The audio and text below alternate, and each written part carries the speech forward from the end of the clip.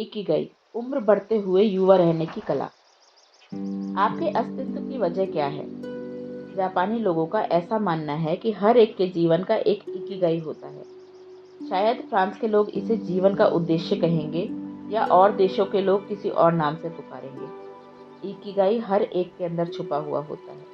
कुछ लोगों को अपना इकिगाई मिल जाता है तो कुछ लोग उसकी खोज में होते हैं। हर एक के अंदर इकिगाई छुपा होता है और उसे खोजने के लिए संयम की आवश्यकता होती है। ओकिनावा के लोग कहते हैं कि उनके सुबह उठने के पीछे एक ही वजह होती है और वह है उन्हें मिला हुआ उनका इकिगाई। कुछ भी करो लेकिन कभी भी निवृत्त मत होना। एक बार आपको अपना इकिगाई स्पष्ट हो जाए तो फिर सुख और संतुष्टि अपने आप मिलती है। जीवन को असली अर्थ मिलता है। इस किताब के माध्यम से आपको इकिगाई मिले और जापानी लोगों के तन, मन व बुद्धि से हमेशा स्वस्थ रहने के पीछे का राज आप समझ पाएं। यही इस किताब के पीछे की मूल वजह है। अगर आप जापान गए तो आपको एक बात पक्का पता चलेगी कि रिटायर होने के बाद भी वहाँ के लोग हमेशा काफ़ी सक्रिय और व्यस्त रहते हैं। सच बात तो यह है कि जापान के लोग रिटायर होते ही नहीं हैं। जब तक उनका शरीर साथ देता है वहाँ के लोग अपना पसंदीदा काम करते रहते हैं।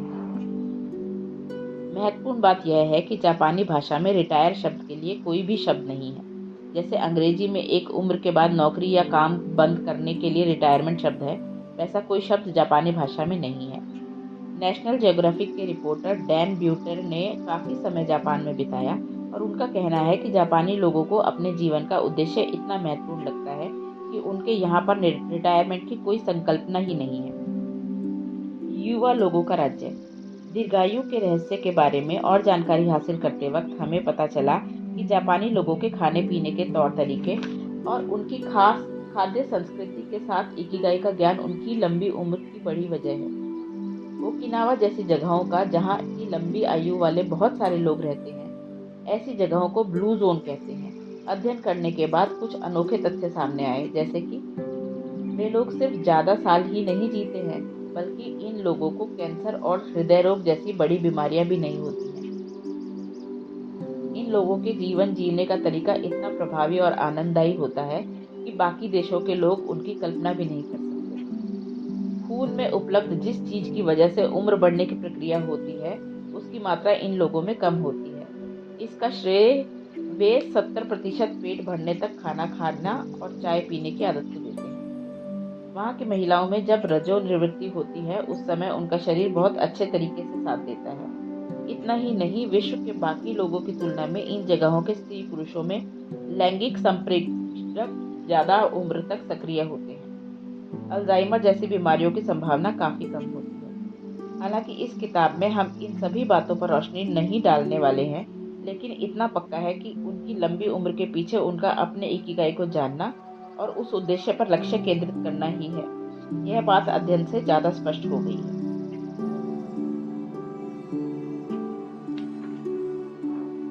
दीर्घायु लोगों के 5 टापू blue zone. Okinawa blue zone में पहले स्थान पर आता है। यहाँ की महिलाएं दुनिया के अन्य हिस्सों में रहने वाली महिलाओं की तुलना में अधिक समय तक जीवित और स्वस्थ रहती हैं। डैन ब्यूटनर ने इस प्रकार की 5 जगहों का अध्ययन किया, जो इस प्रकार हैं। ओकिनावा, जापान, दक्षिण का इलाका। यहाँ के लोग एक छोटी सी डिश में टोफू और इसी प्रकार की कई सारी उच्च गुणवत्ता वाली सब्जियां डालकर खाते हैं। इकिगाई को जानने के साथ साथ मोई यानी कि दोस्तों का एक गुट उनकी लंबी उम्र में बड़ा योगदान करता है। Sardinia, Italy. यहाँ के लोग भारी मात्रा में सब्जियां खाते हैं और रोज 1 या 2 ग्लास वाइन पीते हैं। ओकिनावा की तरह यहाँ के लोग भी अपनी लंबी उम्र का श्रेय सामाजिक जुड़ाव की भावना को देते हैं। लोमा लिंडा, कैलिफोर्निया। यहाँ के सेवंथ डे एडवेंटिस्ट इस ग्रुप के लोगों का निरीक्षण किया गया। ये लोग अमेरिका के दीर्घायु लोगों में से थे। The Nicoya peninsula, Costa Rica. यहाँ के लोग 90 साल के बाद भी सक्रिय होते हैं। यहाँ के लोग खुशी खुशी सुबह 5:30 बजे उठते हैं और अपने खेतों में और बगीचों में काम करते हैं। Ikaria, Greece, Turkey. यहाँ के समंदर किनारे रहने वाले लोग में हर 3 में से 1 इंसान 90 साल से ऊपर जीता ही जीता है। इसी वजह से इसको दीर्घायु लोगों का टापू कहा जाता है। 500 BC से चली आई जीवन शैली को इसका श्रेय जाता है। किताब के अगले हिस्से में हम ओकिनावा टापू पर रहने वाले लोगों की लंबी उम्र के पीछे के मुख्य कारणों का अभ्यास करेंगे। इन 5 जगहों में से 3 जगह टापू हैं। इस वजह से वहाँ पर सामग्री काफ़ी सीमित है। जाहिर सी बात है कि एक दूसरे की मदद के अलावा दूसरा कोई चारा इन लोगों के पास नहीं रहता। कुछ लोगों के लिए तो दूसरों ही मदद करना और लोगों का इकिगाई होता है और वही उनके शतायु जीवन का राज है। जिन लोगों ने इसका अध्ययन किया वे इसी नतीजे पर पहुंचे कि दीर्घायु जीवन का राज खाद्य संस्कृति, व्यायाम, इकिगाई को जानना तथा सामाजिक जुड़ाव जैसी बातों में छुपा है। इस समाज के लोग अपने जीवन के समय का प्रबंधन इस प्रकार से करते हैं ताकि कम से कम तनाव आए। इसी के साथ वे मांसाहार भी बहुत कम करते हैं, प्रसंस्कृत पदार्थों का सेवन भी कम करते हैं, मदिरापान भी कम करते हैं। वे तनावपूर्ण कसरत नहीं करते लेकिन कुछ निश्चित और हल्का व्यायाम जरूर करते हैं। वे अपने खेतों में काम करते हैं, साथ ही पैदल बहुत ज़्यादा चलते हैं। गाड़ी से जाने की बजाय वे पैदल चलना ज़्यादा पसंद करते हैं। उनमें से लगभग सभी लोग अपने बगीचे में काम करते हैं और हल्का व्यायाम करते हैं। 80% का राज। जापान में हमेशा ही इस्तेमाल होने वाली एक कहावत है, हारा हासिबु। यह पंक्ति खाना खाने से पहले कही जाती है। इसका अर्थ है कि उतना ही खाइए जिससे आपका पेट 80% भरे। यह काफ़ी पुरानी सीख है जिसमें इतना ना खाने की सलाह दी जाती है कि पेट पूरा भर जाए। यही वजह है कि ओकिनावा के लोग उतना ही खाना खाते हैं जितने में 80% पेट भरे। वे कभी भी पूरा पेट भरने तक खाना नहीं खाते। इसकी वजह से खाना हजम करने में जो ऊर्जा नष्ट होती है उसकी बचत हो जाती है। साथ ही यह बिना वजह बढ़ने वाली ऑक्सीडेशन की प्रक्रिया को भी कम करता है। वैसे तो यह जानने का कोई उपाय नहीं है कि हमारा पेट वाकई 80% भरा है या नहीं। इसीलिए जब हमें लगे कि हमारा पेट भरने लगा है तभी खाना बंद कर देना चाहिए। पेट भरने के बाद का ज़्यादा खाना, बिना वजह का नाश्ता, मीठी चीज़ें, खाने के बाद सेब का रस आदि चीज़ें भले ही हमें कुछ पल का आनंद देती हों, लेकिन अगर हम इन चीज़ों को टाल दें तो हमें लंबे समय तक आनंद मिलेगा। खाना किस प्रकार से परोसा जाता है यह भी महत्वपूर्ण है। जापान में लोग छोटी छोटी थालियों में खाना देते हैं।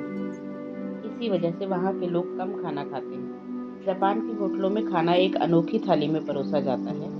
इसमें 4 छोटी छोटी थालियाँ और उससे थोड़ी बड़ी थाली, ऐसा कुल 5 थालियाँ होती हैं। जब आप 5 थालियाँ देखते हैं तो आपको ऐसा लगता है कि आप भरपेट खाना खाने वाले हैं। लेकिन जब आप खाना खत्म करते हैं तो आपको पता चलता है कि आपने कम खाया है और आपको पुनः भूख लगने लगती है। इसीलिए कई विदेशी लोग जब जापान जाते हैं तो उनका वजन घट जाता है और वे पतले हो जाते हैं। हाल ही में किए गए एक सर्वे में यह साबित हुआ है कि वहाँ के लोग दिन भर में 1800 से 1900 कैलोरीज खाते हैं, जबकि विश्व के बाकी लोग 2200 से 2300 कैलोरीज खाते हैं। अमेरिका में बॉडी मास इंडेक्स 23 से 27 होता है, जबकि ओकिनावा में यह 18 से 22 है। ओकिनावा में रहने वाले लोग उच्च कोटि की खाद्य संस्कृति का पालन करते हैं। वे हफ्ते में 3 बार टोफू, शकरकंद और मछली खाते हैं। वे रोज 30 ग्राम सब्जियां खाते हैं। पोषण वाले अध्याय में हम विस्तार से जानेंगे कि 80% में क्या क्या आता है। मोआई, जीवन से जुड़ना। ओकिनावा में लोग अन्य किसी जगह के लोगों की तुलना में ज़्यादा दोस्ताना बर्ताव करते हैं। यह उनकी संस्कृति का एक अंग है। मोआई का मतलब होता है एक ही उद्देश्य से इकट्ठा हुए लोगों का गुट। इस समाज के कई लोगों के लिए समाज सेवा करना ही उनका इकिगाई होता है। मोआई संकल्पना की शुरुआत काफ़ी साल पहले हुई थी। कठिन परिस्थितियों में कुछ किसान इकट्ठा हुए और उन्होंने इसकी शुरुआत की। इसके तहत जिस खेत में कम अनाज उगता था उसकी बाकी सभी किसान मदद करते थे। मोआई के लोग मासिक चंदा तय करते हैं और उसको जमा करते हैं। जब वे मिलते हैं तो खाना, गपशप और शतरंज जैसा एक खेल या इसके जैसी कई सारी चीज़ें करते हैं और जमा किए हुए पैसे इस्तेमाल करते हैं। इस प्रकार के खेलों के लिए इस्तेमाल करने के बाद जो पैसे बचते हैं वे समूह के किसी एक सदस्य को दे दिए जाते हैं। इसका चुनाव रोटेशन के आधार पर किया जाता है। इस प्रकार से मोआई में जो सदस्य होते हैं उनकी भावनात्मक और आर्थिक दोनों ज़रूरतें पूरी होती हैं। अगर मोआई के किसी सदस्य को पैसे की ज़रूरत हो तो उसे कुछ पैसे उधार भी दिए जाते हैं। इन सभी बातों का बही खाता रखा जाता है और हर कोई अपनी जिम्मेदारी पहचान कर इस समूह का फायदा लेता है। इस वजह से सभी के मन में सुरक्षा की भावना पनपती है और मेरी मदद के लिए पूरा संघ है, इस विचार से वे तनाव रहित और दीर्घायु जीवन जीते हैं। अभी तक हमने इकिगाई के बारे में संक्षिप्त जानकारी ली है। अब हम इस पर रोशनी डालेंगे कि आज के इस युग में लोग उम्र से पहले ही बूढ़े क्यों होते हैं। साथ ही यह भी समझेंगे कि इकिगाई का हमें किस प्रकार से फायदा हो सकता है।